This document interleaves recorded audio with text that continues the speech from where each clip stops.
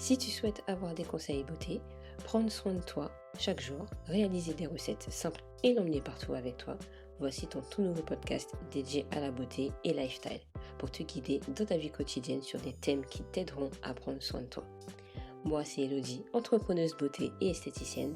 Bienvenue dans mon univers. Mon but est de t'aider à réveiller cette jolie personne qui est en toi et à y voir plus clair dans ces domaines qui est en grande expansion maintenant depuis quelques années. Installe-toi confortablement où que tu sois et c'est parti pour le nouvel épisode du jour.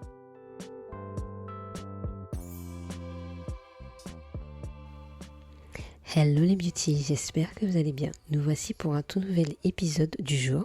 On va parler de 6 façons de nettoyer ses cheveux efficacement. Je t'en parle aujourd'hui parce que c'est vrai que moi à l'époque, quand j'allais acheter mon shampoing, je ne regardais pas spécialement s'il fallait avoir un shampoing pour les cheveux secs, pour les cheveux crépus, tout ça, ça n'existait pas. C'est vrai qu'aujourd'hui, il y a énormément de produits qui sortent de différentes manières et on peut s'y perdre. Donc, ce podcast est fait pour toi si déjà tu ne comprends pas quel shampoing il faut avoir et si tu as des problèmes aussi, quel est le shampoing qui serait adapté pour tes cheveux et si aussi tu ne sais pas par rapport à ton type de cheveux. Je t'explique tout dans cet épisode. Donc bien sûr, je ne t'apprends rien de spécial. Pour nettoyer tes cheveux, il te faudra un shampoing. Mais sûrement un shampoing spécifique. Parce que le shampoing, il va te servir à nettoyer ton cuir chevelu ainsi que tes cheveux. En fait, il va éliminer plusieurs sortes de salissures comme le gras, c'est le sébum que tu as accumulé durant la semaine, le sport quand tu as couru, tu as bien transpiré, donc tes cheveux aussi transpirent. Le fait que tu as des pellicules sur les cheveux, ça aussi tu peux les traiter grâce au shampoing. La poussière, parce que bien sûr je sais pas si tu as des enfants, il y a aussi des enfants qui courent un peu partout, qui se mettent un petit peu par terre, et bien ça aussi tu peux le retirer grâce au shampoing. Les résidus de produits, je sais pas si toi tu mets du gel parfois pour bien plaquer tes cheveux pour qu'ils soient en flic et que après tes cheveux ils sont hyper gras ou trop sales et là tu dis c'est plus possible, j'en peux plus, bah tu vas faire ton shampoing. Le shampoing sert à faire tout ça. Ça équivaut aussi pour les locks. On sait très bien que les locks, on met beaucoup de gel pour pouvoir les tourner. Et aussi les tresses. Tu sais, quand tu fais des tresses, des nattes, bah, les cheveux, ils s'accumulent avec de la poussière. Après, quand tu les enlèves, on voit ce petit nid de poussière. Et là, tu dis, t'as laissé un petit peu trop longtemps. Donc, ce qui fait que bah, voilà, ça accumule de la poussière. Donc, le shampoing va vraiment aider à remettre à neuf tes cheveux. Ok, pour tout ça, tu as aussi 4 catégories de shampoings, parce qu'il y en a, ils sont différents par rapport à d'autres. Tu as des shampoings simples, donc en fait le pH sera neutre, donc environ 5-7. Et là, ce sera pour un peu tout le monde, c'est pour laver tes cheveux simplement, voilà, il n'y a pas de problème. Le deuxième, ce sera un shampoing à entretien spécifique. Si tu as le défrisage, si tu as les cheveux fins, si tu as les cheveux colorés, frisés, là, ça sera vraiment spécifique. Parce que là, le pH sera déjà différent et ça va créer une protection en plus pour tes cheveux. Je ne sais pas si tu as déjà fait le défrisage dans ta vie, mais quand tu avais ta petite boîte de défrisage, tu avais toujours ton petit shampoing qui t'attendait à l'intérieur pour bien mousser les cheveux et retirer tout le défrisage. Parce que tu sais très bien que si tu laisses ton défrisage sur la tête, même si c'est une partie, c'est une catastrophe pour les cheveux. Et pareil pour la coloration, tu as toujours le petit sachet de shampoing pour vraiment faire partir tout le produit sur ta tête. Le troisième, c'est le shampoing qui va traiter. Souvent, on parle de cuir chevelu, donc tout ce qui est pellicule, tout ce qui est sébum. Donc le sébum, c'est quand les cheveux sont trop gras, quand tu as une chute de cheveux ou quand tes cheveux sont trop secs, par exemple. Donc là, ça va être vraiment par période. C'est pas quelque chose que tu vas faire ça tout le temps, peut-être, mais tu as les cheveux secs, bah là, c'est à ce moment-là, tu dis, je vais prévoir ce shampoing-là pour redynamiser mes cheveux, pour que je leur donne un coup de boost. Et pour les pellicules, pareil, c'est de temps en temps, c'est pas tous les jours que tu as des pellicules, toutes les saisons. Tu as des périodes où tu as des pellicules, donc tu vas choisir vraiment cette période-là pour choisir ce shampoing-là. Et le quatrième, les shampoings qui sont très peu utilisés par nous, ce sont des shampoings techniques, plus utilisés par les coiffeurs, donc tout ce qui est coloration, pré-permanente. Tu as aussi le lissage au tanin, tout ce qui est lissage, ce sont des shampoings spécifiques, donc des shampoings utilisés vraiment par celles et ceux qui connaissent comment utiliser toute la technique du lissage. Et je crois même je crois que c'est le lissage au tanin où il y en a d'autres, où le shampoing doit pas être le même qu'un shampoing normal, parce que il faut pas qu'il y ait un ingrédient à l'intérieur, sinon les cheveux redeviennent naturellement comme ils étaient. Alors si tu utilises ça, c'est compliqué, ça veut dire que tu as fait le lissage un peu pour rien, mais si tu utilises le bon produit, c'est que c'est bon. Maintenant qu'on sait les 4 caractéristiques des shampoings, maintenant il faut savoir aussi quelles sont les attentes d'un shampoing. Moi je sais que plus jeune, lorsque ma mère me coiffait, elle prenait shampoing, mais c'était tout. Je crois pas qu'elle cherchait quelque chose de spécifique, sauf peut-être démêler correctement les cheveux. Parce que comme tu le vois sûrement sur Instagram, n'hésite pas à me rejoindre Didi-du-bas beauté. Là où je mets plusieurs photos de moi et de mes cheveux. Quand tu vois mes cheveux, ils sont quand même assez fins, mais volumineux en fait. J'ai pas eu de difficulté plus jeune pour me coiffer. Ça a été toujours un plaisir pour moi de me faire coiffer. J'ai toujours adoré ça. Et je pense quand même que ma mère cherchait le fait de démêler mes cheveux toujours en douceur, parce que on sait que nos cheveux déjà sont assez fragiles de nature. Alors déjà de trouver le shampoing qui permet de démêler rapidement, c'est encore mieux. Et je pense qu'aujourd'hui c'est ce qu'on recherche toutes pour un shampoing. Mais en fait, les attentes d'un shampoing, c'est déjà que ça nettoie bien les cheveux. Je pense que c'est normal. Si on achète un shampoing, c'est pour que ça nettoie très bien les cheveux avec de l'eau claire. En plus, quand il y a du calcaire, ça dépend où vous habitez. Je peux vous dire que le shampoing, il faut qu'il soit quand même correct pour qu'on n'ait pas la sensation que les cheveux soient sèches en plus à la fin du rinçage. Après, il faut que ça soit aussi, faut que ça corresponde à notre cuir chevelu et aux cheveux. Il y a des shampoings qui peuvent assécher les cheveux, il y a des shampoings qui peuvent abîmer le cuir chevelu. Donc il faut vraiment trouver le bon compromis avec les cheveux, le cuir chevelu et le produit qu'on aura en main. Après, vous avez le pH, il faut qu'il soit compris entre 5 et 5,7. Voilà, c'est la moyenne pour avoir un shampoing correct.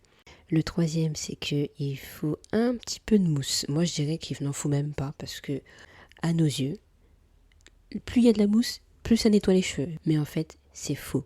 À l'intérieur de vos shampoings qui moussent, vous avez généralement en fait du sulfate, ce qui fait que ça peut abîmer votre cheveu et votre cuir chevelu, créer des démangeaisons, etc., etc. Personnellement, évitez tous les shampoings qui moussent, surtout ceux qui moussent énormément.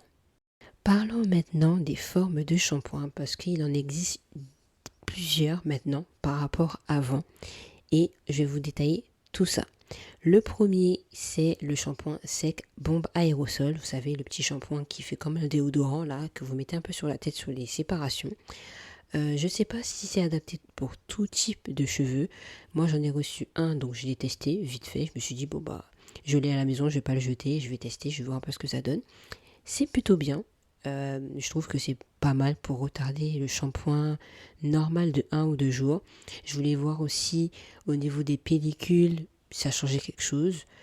Vraiment pour 1 ou 2 jours ça suffit, mais après les pellicules par exemple reviennent. Donc voilà, c'est vraiment du dépannage sans plus. Le deuxième, c'est le shampoing solide. Donc c'est bien parce que c'est un zéro déchet.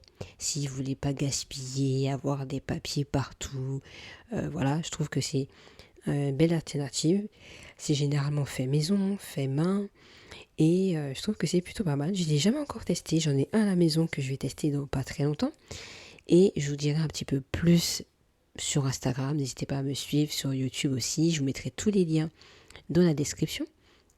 Mais je trouve que c'est un bon compromis. Alors juste, j'ai vu quelques avis passer par là, que c'était pas évident pour nettoyer, parce qu'il faut bien le tenir à la main, il faut avoir sa petite technique, donc c'est peut-être pas le plus simple, mais ça peut sauver la planète. Le troisième, les shampoings doux. On appelle ça aussi no pore. Alors je sais pas si je prononce très bien, mais dedans, ce qui est bien, c'est qu'il n'y a pas de détergent, donc il va pas mousser. Ça, c'est vraiment le shampoing. Si vous avez déjà les cheveux hyper fragiles ou vous faites vos shampoings hyper souvent, utilisez le shampoing doux ou Nopo. S'il peut être remplacé par de l'après-shampoing, vous allez prendre votre après-shampoing comme si vous utilisiez un shampoing. Ce qui fait que vous allez avoir tous les nutriments qu'il y aura écrits dans la notice du produit et vous allez utiliser votre shampoing, rincer, poser même un petit moment, 5-10 minutes et le rincer comme si c'était un shampoing. Moi j'ai déjà utilisé et j'adore ce type de shampoing. Ils sont hyper doux, il va bien laver les cheveux parce qu'il faudra bien frotter avec les mains et je trouve qu'il lave aussi bien. Il y a des shampoings spécifiques doux. Et je sais qu'il y a des personnes qui ils ont vraiment du mal. Je sais qu'il y a une cliente qui m'avait dit non mais c'est pas possible, j'arrive pas, pour moi ça nettoie pas les cheveux. On nous a tellement dit qu'un shampoing, pour qu'il soit bien, il faut qu'il mousse. Alors on nous a fait rentrer ça dans notre tête. Donc quand on voit maintenant un shampoing qui ne mousse pas, c'est pas normal. Mais en fait, je vous assure, les shampoings doux sont juste magnifiques, surtout quand on a les cheveux fragiles et abîmés. Le quatrième, ce sont des shampoings en poudre ou à l'argile. J'adore ce genre de shampoing parce qu'il fortifie les cheveux, juste à mélanger avec de l'eau tiède. Par contre, je préfère rajouter quelques huiles végétales à l'intérieur, comme l'avocat par exemple, qui va vraiment bien nourrir mes cheveux parce que tout seul, je trouve personnellement qu'il peut assécher un petit peu les cheveux.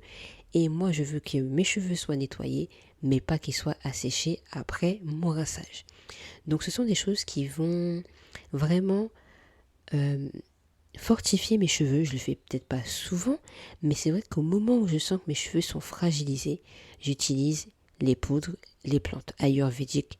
J'adore. Si vous me suivez déjà sur Instagram, j'utilise énormément de produits ayurvédiques.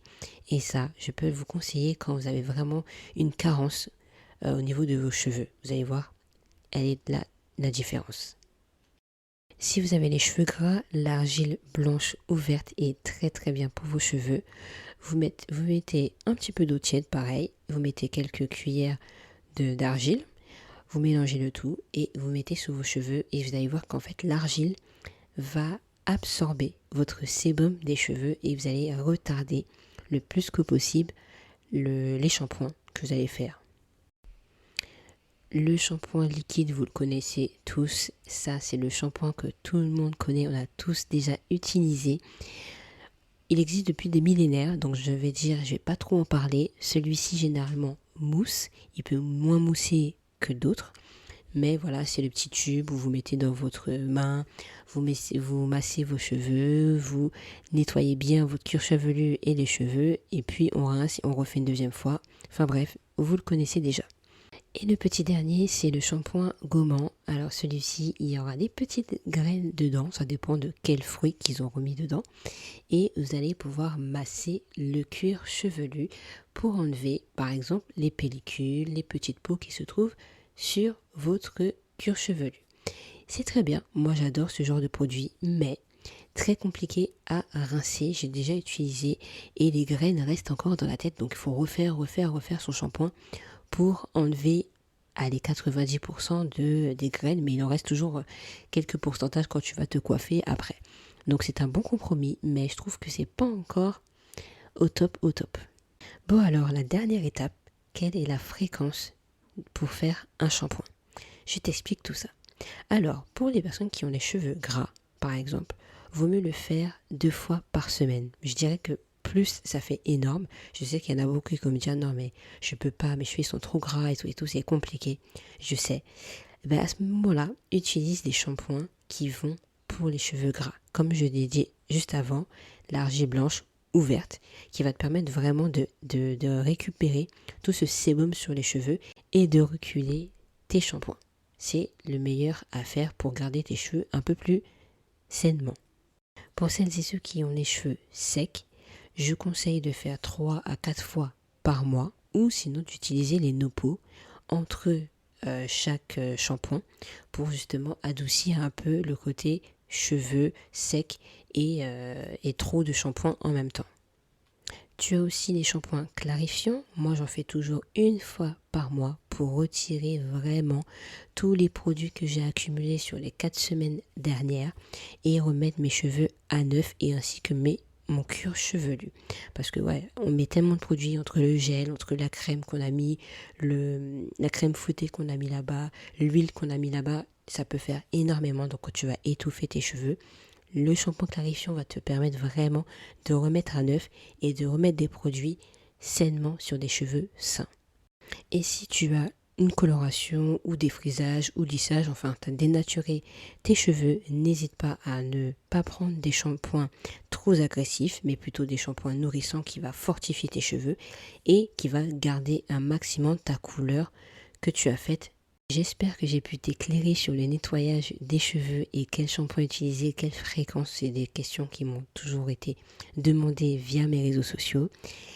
N'hésite pas en tout cas à me rejoindre sur mes différents réseaux sociaux, je te mettrai les liens juste dans la description. Et si tu veux savoir un peu plus sur mon coaching, pour pouvoir savoir quelle routine qui serait adaptée à tes cheveux ou à ta peau, je te laisse aller rejoindre le lien qui se trouve aussi en description pour que je puisse t'aider dans ta routine beauté et cheveux. Je te fais de gros bisous et je te dis à très bientôt sur le podcast.